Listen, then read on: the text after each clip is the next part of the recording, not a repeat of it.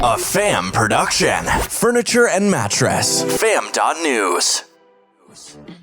Drew Millar is on the show today. He's the VP of Human Resources with Tempur Sealy International, TSI. Let's talk about the Great Resignation. Let's talk about the secrets to finding and keeping talent. And is HR the new COVID police? The Dos Marcos show begins in 60 seconds. Driven entrepreneurs, listen up. It's time to team up with Nationwide Marketing Group, North America's most successful network of independent retailers. You'll gain access to programs and services that level the playing field between you and the national chains. Industry-leading digital marketing, increased buying power, exclusive networking events, and of course, their awesome learning platform. Nationwide Marketing Group is the business partner that helps you get results and stay ahead of the competition. Take the first step today and visit nationwidegroup.org. Do you want more sales in 3 easy clicks? Yeah, it starts right now at doorcounts.com. With a completely redesigned user interface, gathering data has never been easier. Click number 1, your salespeople connect with the customer as they walk through the door. Click 2 is the outcome. Click 3, key performance metrics, right there on your phone from anywhere at any time. Now your salespeople can spend their time selling, and DoorCounts is going to gather the data you need to make your business better. Start right now at doorcounts.com. Welcome to the Dos Marcos Show with Mark Kinsley and Mark Quinn, where mattress and furniture leaders gather to grow, get the inside scoop, tell stories, and take tequila shots. Uno, dos, tequila! The galaxy's greatest mattress podcast has liftoff in 3, 2, 1. Launch enable sim.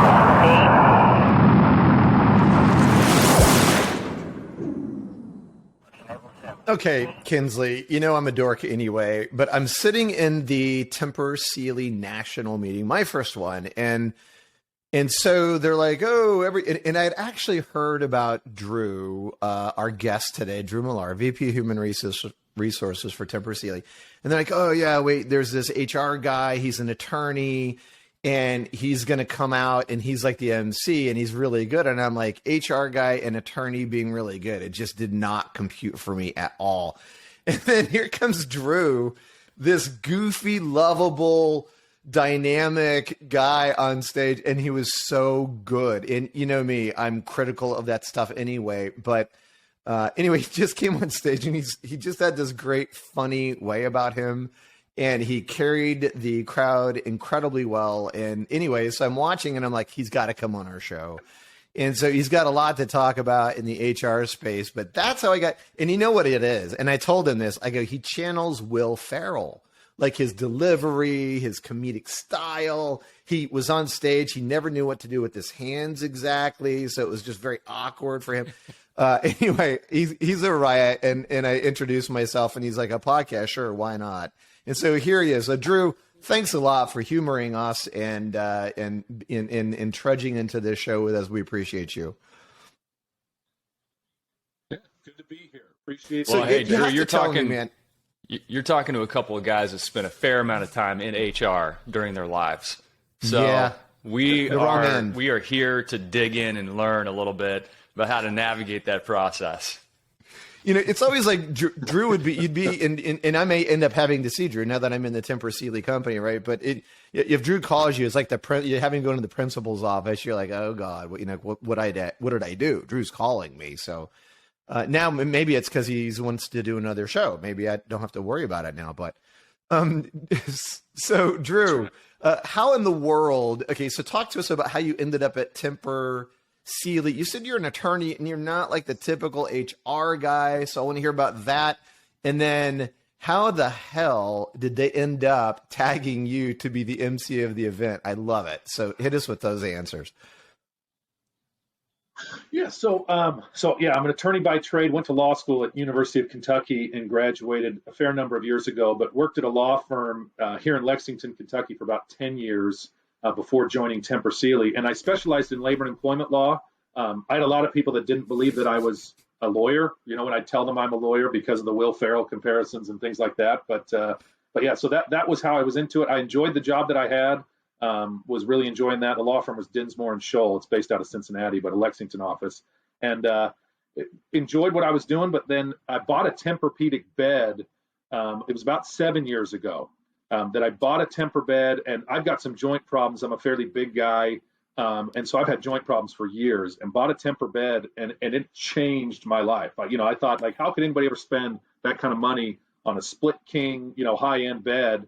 And I bought it, and I now have Tempur beds in every room of my house. I absolutely love the product. And so they were looking to expand their legal department and needed somebody with my specific skill set. And so they gave me a call, and I was willing to listen because I love the products. And so it's been about 5 years now. I actually started in the legal department and was supporting the HR team because of my labor and employment background. But then after a year in the legal department, I moved over to HR and started going up through HR and then became VP about 2 years ago.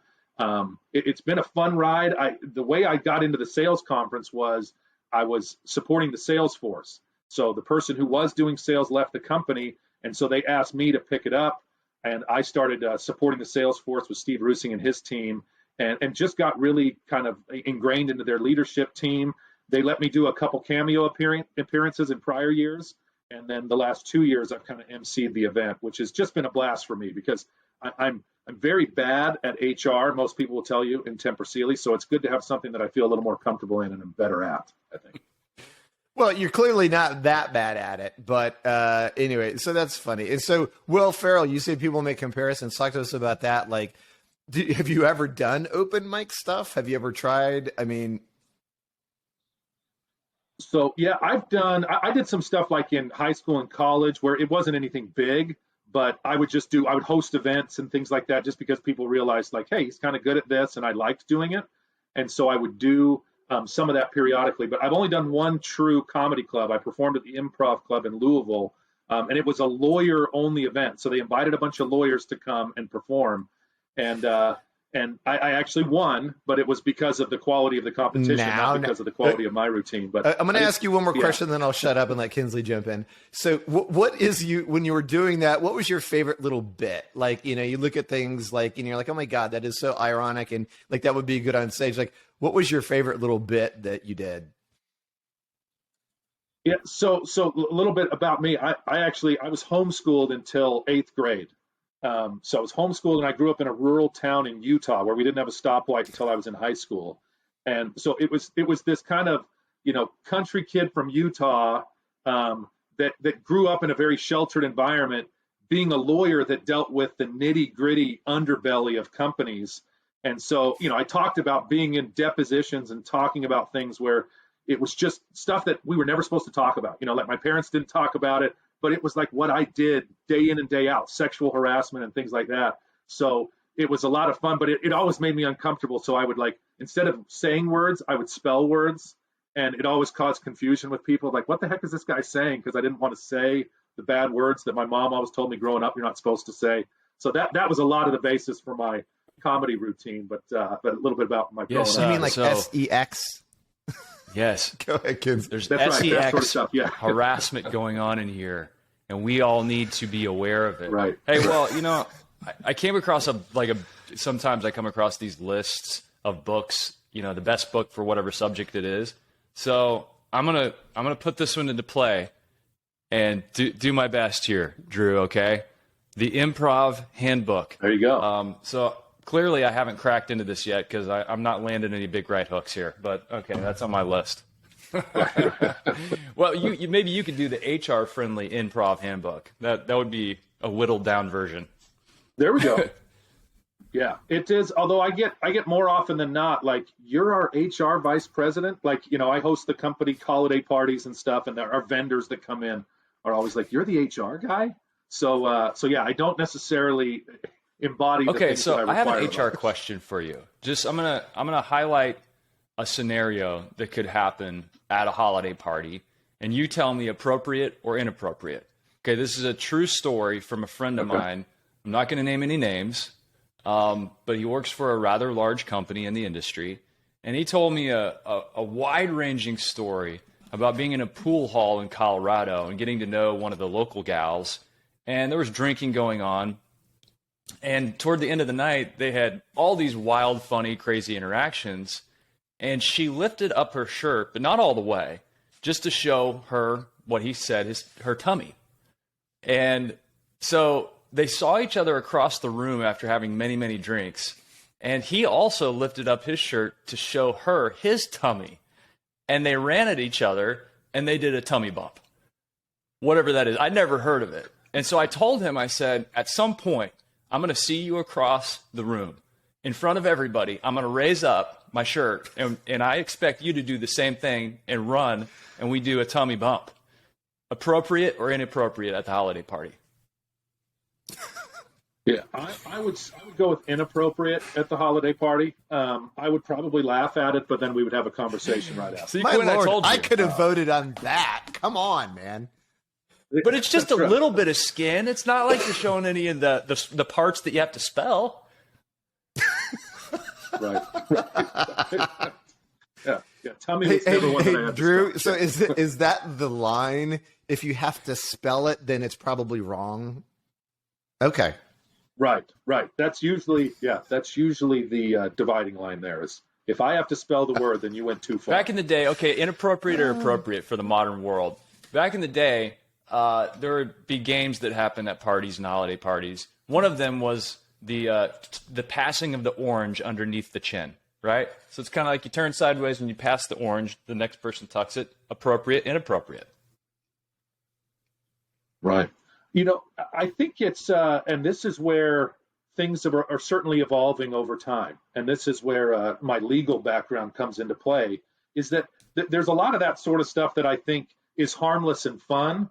And then somebody felt uncomfortable with it, right? I mean, almost every sexual harassment case I was ever involved in involved somebody later on claiming that they were uncomfortable with something and everybody else said, these people were great with it. You know what I mean? Everybody was laughing. Everybody was having a good time. But in hindsight, somebody said they were uncomfortable and trying to prove that they were comfortable. Good luck. You know what I mean? And so that's where, I think a lot of times what I have seen now being more inside a company is it's important to nip the little things in the bud. Like when you see little things like that, you provide kind of on the spot coaching and say, hey, that's probably not appropriate for this environment, because otherwise you let stuff go because it's not that big of a deal. And then over time it grows. And then you got stuff going on that clearly is a bigger deal. And Drew's got to spell it out, at some later investigation or something. And then we've got a bigger problem. So that's where, I think nowadays we've got to be more and more cautious of but addressing it in the moment. It doesn't have to be like, you did that, you're fired. You know what I mean? Like, no, that probably wasn't appropriate. Let's learn from that and not do it in the future. But I think so often it was, and I've seen this in company cultures, especially in my legal background, that like, you don't go to HR because that's when people get fired. No, HR should be there to just help folks stay out of the first level of trouble, before they get all the way to the end. And that's still something that we have to combat, is people feel like if we're going to HR, people are going to get fired.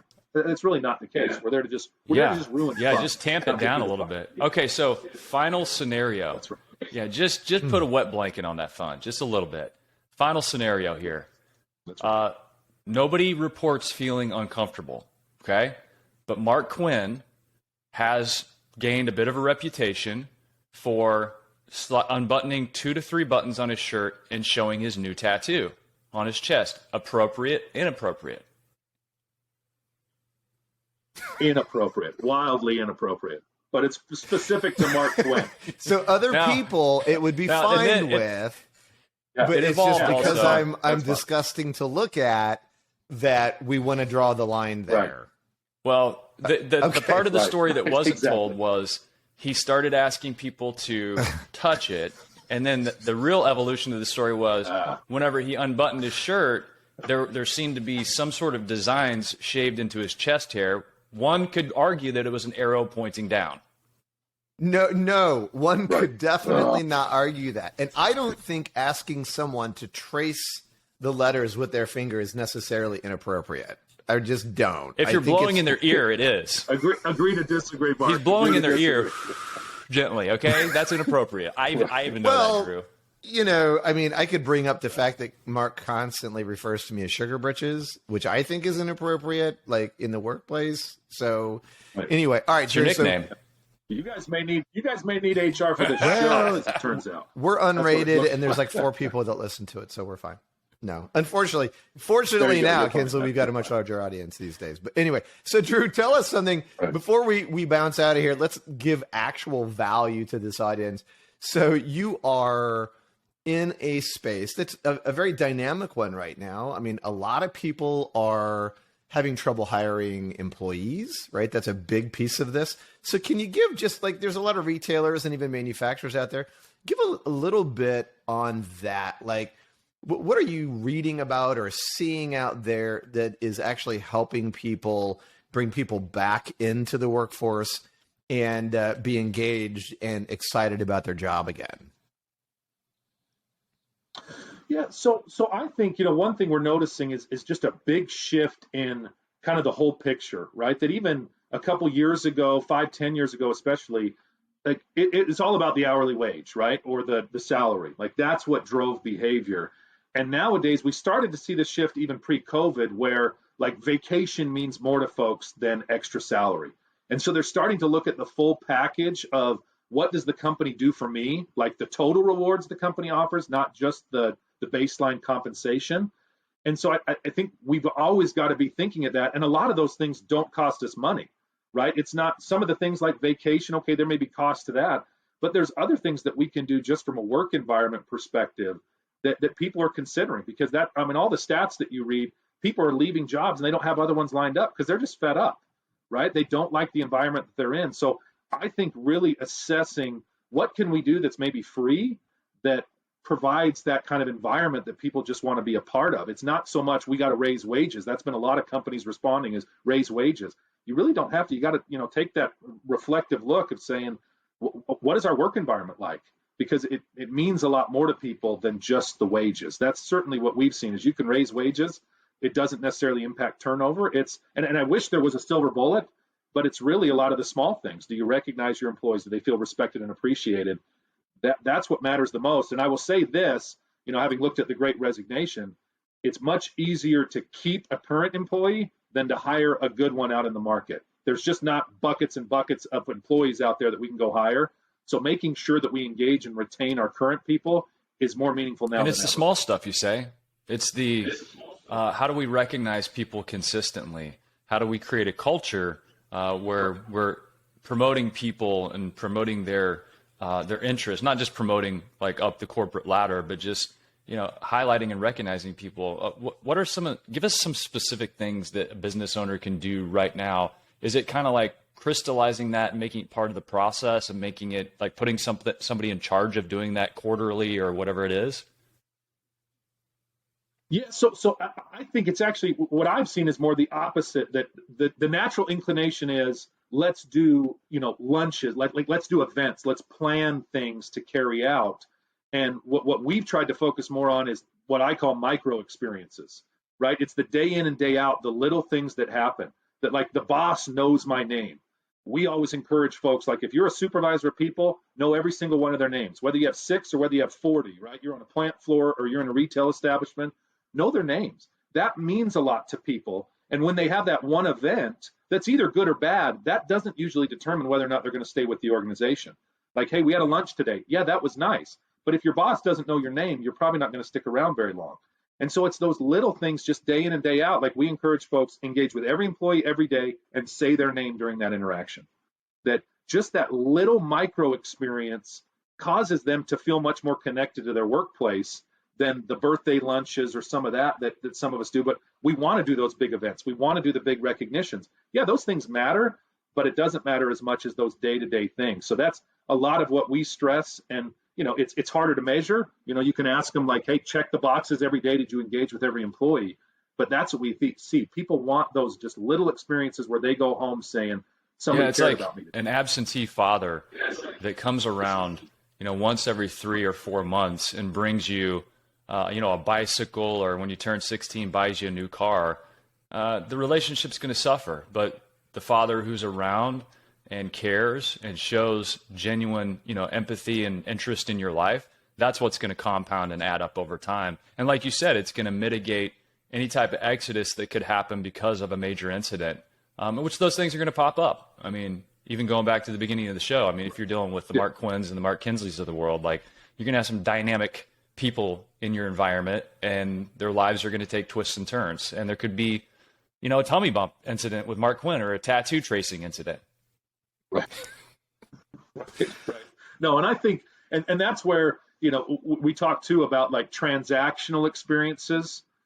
That doesn't keep people, right? That the more you make things about transactional experiences, like here's your wages, right? That everything is all about a transaction. You're giving us your labor and I'm giving you your wages.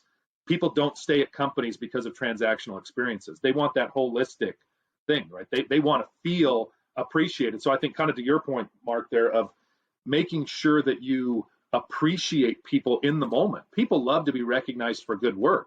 Even it's as simple as, hey, you made a couple sales today. Great work on that.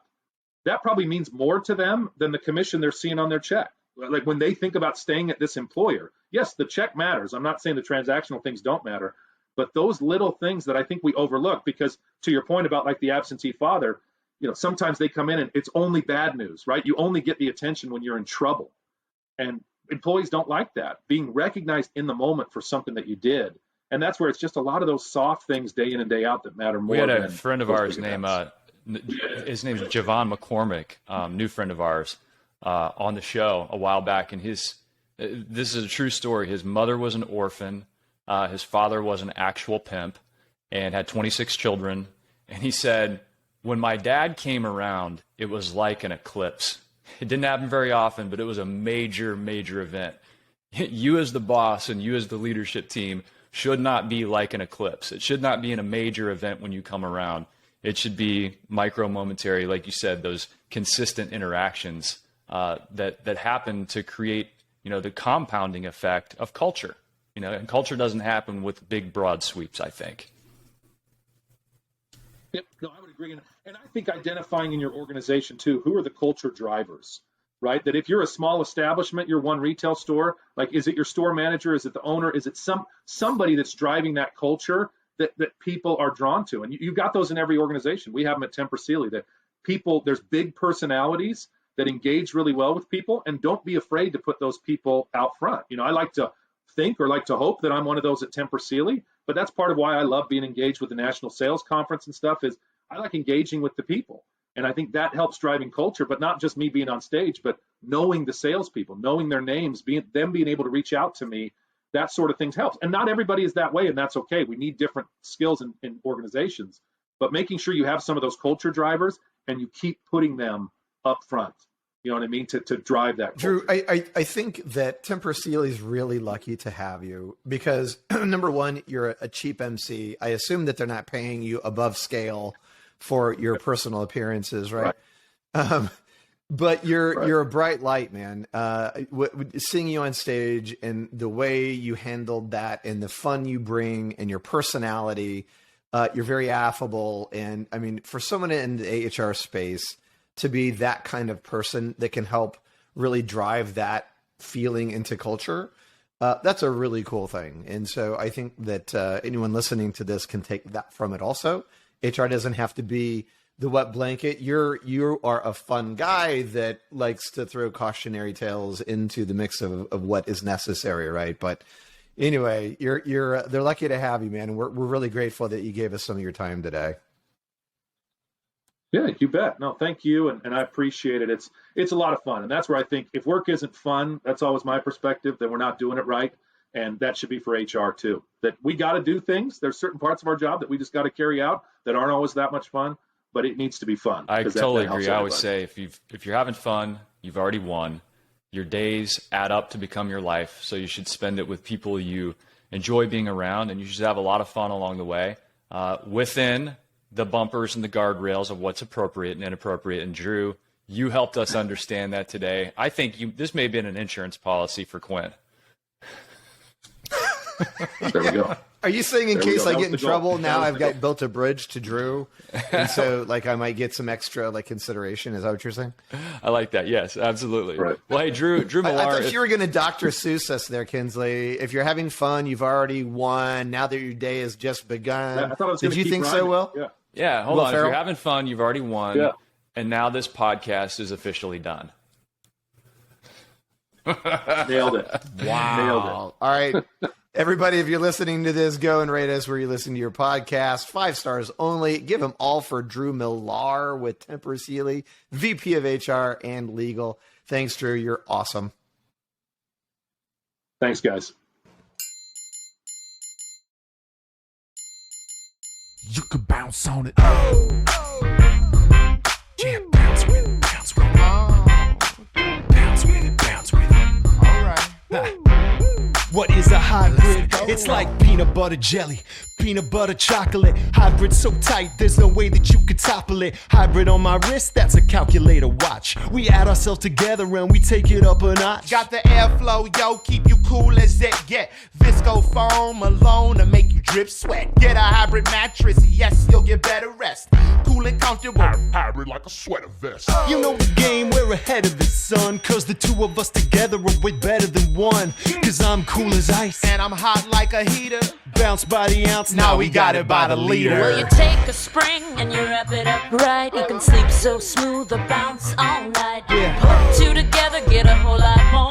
Get the feel of the comfort core. You can bounce on it. Lay back, you don't have to practice. It's the best thing to happen to your mattress.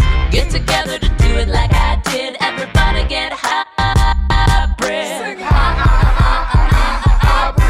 If you want somebody to get in your vicinity, you probably want to feel a little bit of a hybridity. Foam alone, out of 5, maybe 1 star. Springs and foam, we're taking care of that lumbar. Mad back support, the best way to shack up or just get rest that won't mess your back up. Like a hot chick mixed with a particle physicist or a mullet. Party in the back of the business. Best of both worlds like Mars and Venus. The ultimate hybrid. Nothing short of genius. Keeping it loose while keeping it tight. We can make you sleep or play all night. Put two together, get a whole lot more. Get the feel of the comfort core. You can bounce on it. No stopping when the beat gets played back. Springs keep it popping, foam keeps it laid back. Party over here, get invited. Everybody get hybrid. Listen, doesn't matter if your kitchen is charming when your bedroom's the most important part of the apartment. What kind of bed do you keep back there? Does your girl wanna chill on a beanbag chair? Hell no! You need springs and foam, cause if that bowling ball don't bounce, you'll be sleeping alone. And if the bed don't react, then you can't get low. We got that type of bounce that won't spill your Merlot. So stick with us and you'll get rewarded. Cause I'm so gentle and I'm so supportive. Hybrid is where the magic is. And we just killed a song about mattresses.